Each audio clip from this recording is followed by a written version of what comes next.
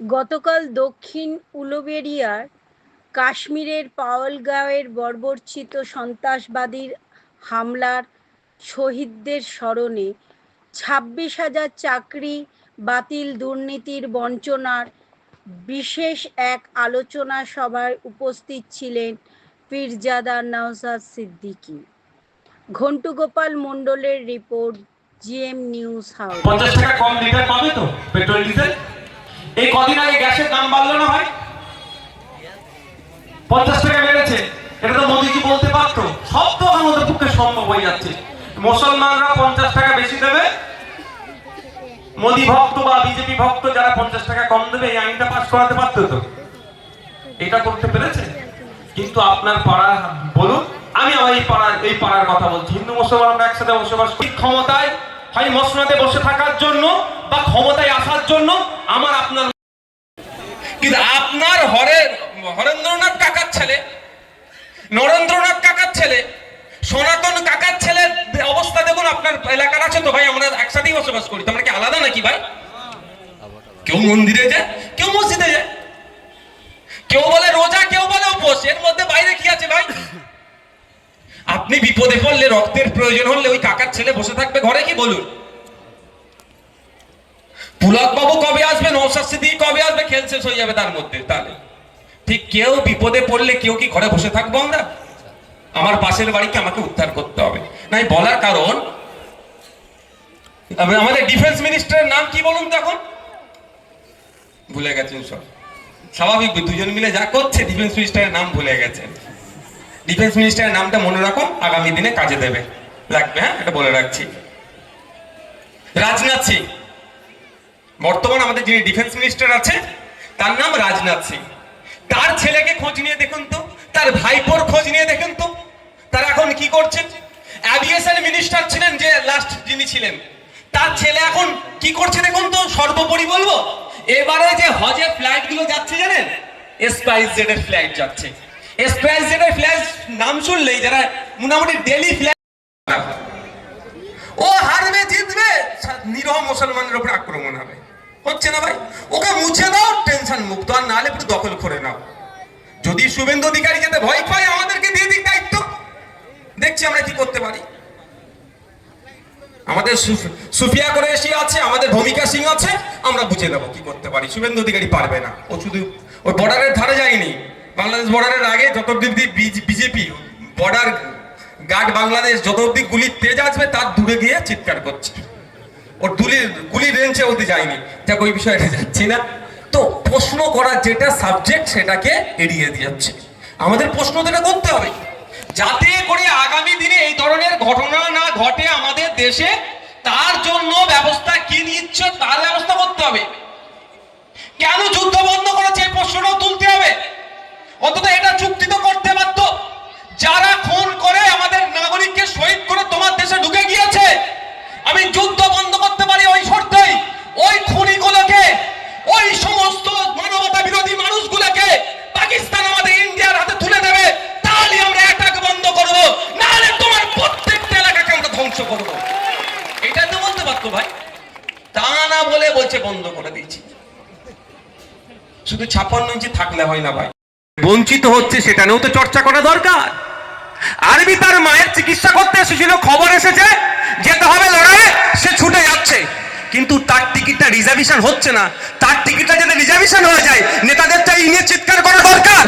দিল্লিতে যে নেতাদের এমপিরা আছে, যারা এখানকার যে এমপি আছেন, পার্লামেন্টে গিয়ে রেলওয়ে দপ্তরের মিনিস্টারকে তো বলা দরকার যে আর্মি কোটায় যারা ডিফেন্স থেকে যারা আসবে, তারা যখন টিকিট কাটবে, তাদের টিকিটগুলো যাতে সাথে সাথে রিজার্ভেশন হয়ে যায়, তার ব্যবস্থা করা দরকার।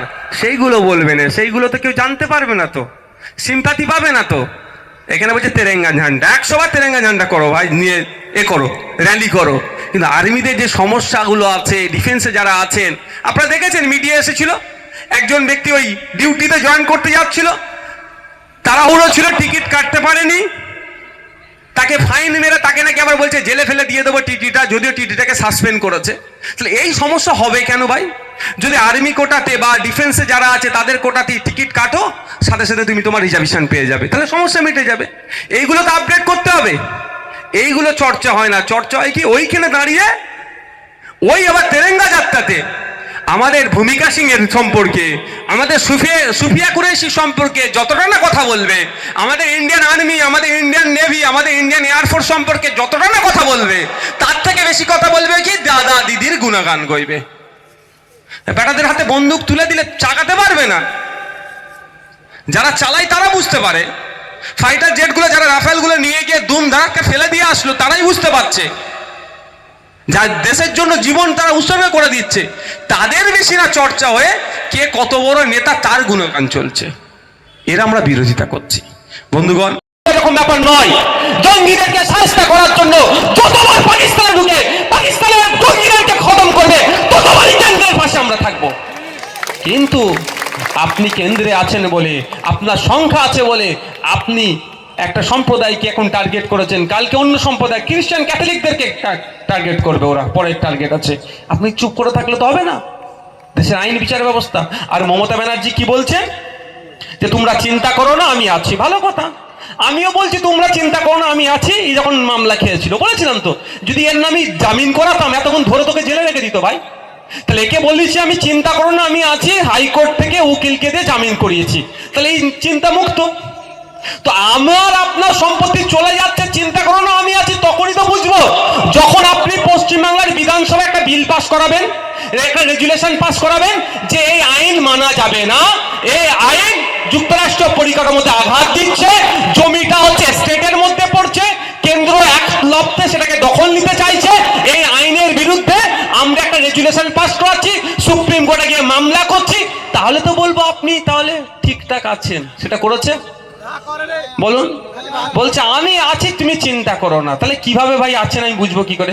একটা গভর্নমেন্ট নোটিফিকেশন দিয়েছে, গভর্নমেন্ট অর্ডার হচ্ছে, জিও বলে যেটাকে, অর্ডার হয়েছে, গভর্নমেন্ট অর্ডার হয়নি, কিন্তু বলছে আমি আছি চিন্তা করো না। দিল্লি যাওয়ার নিদান দিয়েছে। এবার আমি আপনাদের কাছে একটা অনুরোধ করে যাব, 2026 সাল আসছে, আমাকে ভোট দেবেন না দেবেন, এখানে প্রার্থী দেবো কি দেবো দেওয়ার ইচ্ছা আছে, আমি তাও বলছি আপনাদের কাছে আমি একটা অনুরোধ করে যাব। বিপদে বন্ধু চিনবেন তো ভাই, বিপদে পড়েছেন, রাজ্য সরকারের উচিত ছিল আপনার পাশে দাঁড়িয়ে এখানে বড় বড় আন্দোলন সংগঠিত করা, বিজেপিকে আরো চাপে রাখা, আইনকে প্রত্যাহার করতে বাধ্য করা, তা না করে আপনাকে দিল্লি যাওয়ার নিধান দিয়েছে। তো 2026 সালের আগে আসবে যখন লোকসভা বিধানসভা নির্বাচন, আমি আপনাদের কাছে অনুরোধ করে যাচ্ছি, মায়েরাও বাপেরা অনুরোধ করে যাচ্ছি, ইভিএম মেশিনের সামনে বড় ফুলের তো প্রশ্নই আসছে না, জোড়া ফুলেও যেন হাত টানা যায়। হবে তো ভাই? আমাকে ভালো লাগলে খামচিহ্নকে দেবেন, না হলে দেবেন না, ওতে আমি জোর করব না। কিন্তু আমি কি বলবো আপনাদের, জোড়া ফুলকে জবাবটা দিয়ে দেবেন। বড় ফুলের তো প্রশ্ন আসছেই না, থাকছে জোড়া ফুল, তাহলে জোড়া ফুলকে জবাবটা দেবেন তো ভাই। একবার জবাব দেন, বুঝে যাবে। আমি ভেবেছিলাম এখন উনি দায়িত্ব নিয়ে, না বিশ্বাস করুন মমতা ব্যানার্জি দায়িত্ব নিয়ে পশ্চিমবাংলার যত রাজনৈতিক দলগুলো আছে ডাকবে, ডেকে বলবে কোন দেশে কি, কোন রাজ্যে কি হচ্ছে দেখার দরকার নেই, আমার পশ্চিমবাংলাতে আমি আইন লাগু হতে দেব না, আমার সাথে কে কে সাথ দেবে বলো। আমি ভেবেছিলাম, বিশ্বাস করুন এই সুযোগ ওনার জায়গায় যদি আমি থাকতাম না, পুরো বিরোধীদেরকে আমার পকেটে ভরে নিতাম এই সুযোগে, বিশ্বাস করুন। কিন্তু করবে কি করে, আমাদের তো ওই যেটা দেখছি তো ওই হাতির দাঁতের মতো তো নয়, সব এত গলা পর্যন্ত দুর্নীতি করে বসে আছে, যদি বিজেপিকে না জায়গা দেয় তুলে নিয়ে চলে যাবে। আর আমার এলাকার মানুষজন তৃণমূলের অত্যাচারে অনেকে বিজেপি করছেন, আমি তাদেরকে অনুরোধ করছি, ভুল হচ্ছে, ডবল মার খাওয়া হবে, ডবল মার খাওয়া হবে। যে কেন বলুন তো, ও তৃণমূলের অত্যাচারে বিজেপি করছে, ও ভাবছে বিজেপিকে জবাব দেবে। যদি বিজেপি ওকে সত্যি জবাব দিত, তাহলে আমাদের বাড়ির তিলোত্তমা ভুলে যাচ্ছি নাকি আমরা? ভুলে যাচ্ছি, ভুললে হবে না। ওই তিলোত্তমাকে খুন হতে হয়েছে আপনার আমার জন্য। ওই ডাক্তারের ওই অপারেশন থিয়েটারে নোংরামি হতো, অপারেশন রুমে গিয়ে নোংরামি করতো আপনার আমার বাড়ির মহিলা রোগীগুলোর সাথে, তার প্রতিবাদ করেছিল। খবরে দেখেননি যে মর্গে যে সমস্ত মহিলা লাশ পড়ে থাকতো, ওদের সাথে নোংরামি ভিডিও করে বিদেশে বিক্রি করতো, ওর প্রতিবাদ করেছিল তিলোত্তমা। আপনার আমার জন্য ওকে খুন হতে হয়েছে, তাহলে ওকে যারা খুন করলো তার বিরুদ্ধে সেন্ট্রাল তো এদেরকে তুলে নিয়ে যেতে পারতো। সিবিআই বলছে 54-55 জন ওই রাত্রিরে ওই করিডোর দিয়ে যাতায়াত করেছে, একজনকেও খুঁজে পায়নি। হতে পারে দিল্লির সিবিআই এখানকার মানুষকে নাও চিনতে পারে, হতে পারে ভাই, হতে পারে। তো তাহলে তো কি চিনতে গেলে তাহলে কি করতে হবে ভাই বলো? সোশ্যাল মিডিয়ায় ছবিগুলো দিয়ে দিতে পারতো, বিভিন্ন পত্রিকাতে টিভিতে পাবলিশ করে দিতে পারতো, এই মুখগুলো কারা আছে খুঁজে দাও তো। আমার পাড়ার কেউ যদি হয় আমরা খুঁজে পাবো না? তাহলে আমরা তো সিবিআইকে অ্যাড্রেস দিয়ে দিতে পারতাম, একটাও জিজ্ঞাসাবাদ করেছে? তাহলে মোদিজির দল, অমিত শাহর আন্ডারে পুলিশ অর্থাৎ সিবিআই, সে কি করলো? তৃণমূলকে বাঁচিয়ে দিল।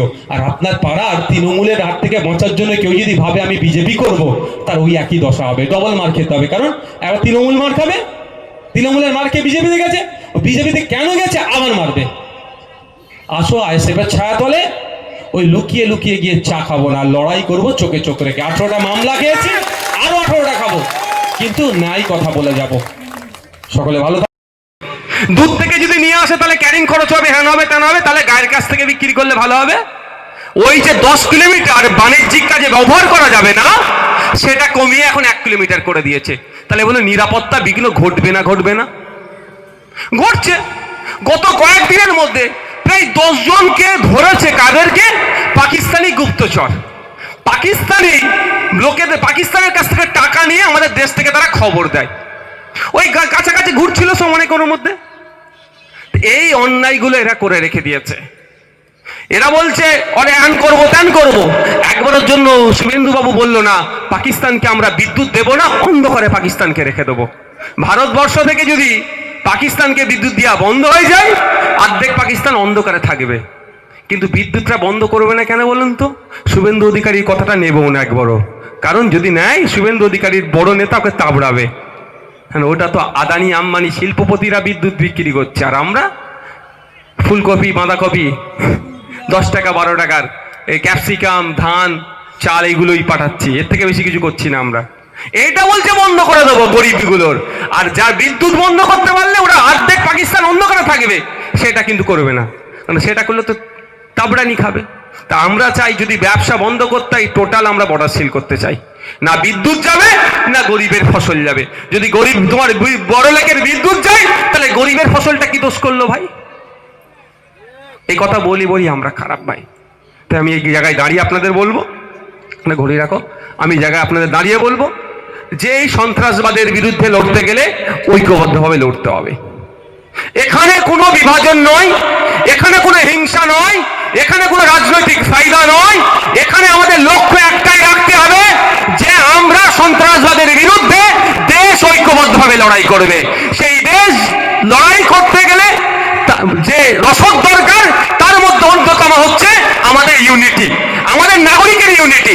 সেই ইউনিটি আমরা কোনোভাবেই নষ্ট করতে দেব না, এটা মাথায় রাখতে হবে। কারণ দেশ থাকলে আইএসএফ থাকবে, দেশ থাকলে আপনি থাকবেন, দেশ থাকলে আমি থাকবো। আর দেশ যদি আক্রান্ত হয়ে যায়, আপনার আমার থাকাটাও নিরাপদে থাকবে না।